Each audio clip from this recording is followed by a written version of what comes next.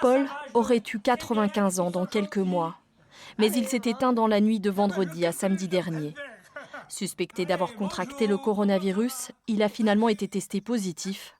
Sa famille est aujourd'hui en colère. Je lui ai dit, attendez, mon oncle partage la pièce avec une personne qui vient de décéder du Covid. Qu'est-ce que vous faites? Est-ce que vous l'avez soustrait de cet environnement pour le mettre dans un cadre où il a été désinfecté, où on lui a dit, on vous donne une minute, prenez pas votre linge, on vous portera ce qu'il faut? Non, non, on l'a laissé gentiment, bien mijoté, avec tout l'environnement qui était pourri au milieu.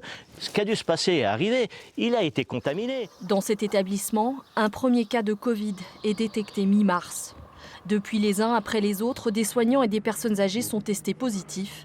Et en quelques jours, 25 résidents meurent, soit près d'un pensionnaire sur 5. Là, les derniers décès qu'on a eus, c'est à nous de les mettre dans les housses, parce que les pompes funèbres viennent directement avec les cercueils. Donc c'est très très compliqué psychologiquement. On y va, oui, on y va à la boule au ventre. Une journée sans décès, pour nous, c'est une victoire, quoi, mais malheureusement, on n'y peut rien. Dans le quartier, le balai des ambulances et des pompes funèbres inquiètent les voisins. Beaucoup d'allers-retours.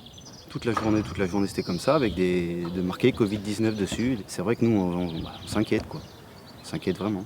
Selon nos informations, l'établissement touché est ce soir dans une situation difficile. Plusieurs soignants sont en arrêt maladie et il manque du matériel. Résultat, le virus se propage. C'est un établissement qui prend des personnes dépendantes, très malades, très dépendantes et donc très fragiles. Donc effectivement, ces personnes fragiles qui ont attrapé le virus, eh bien, certaines d'entre elles sont décédées. Ça fait beaucoup de personnes dans l'absolu. Humainement, c'est très compliqué à vivre, à la fois pour les familles bien sûr, mais pour les professionnels.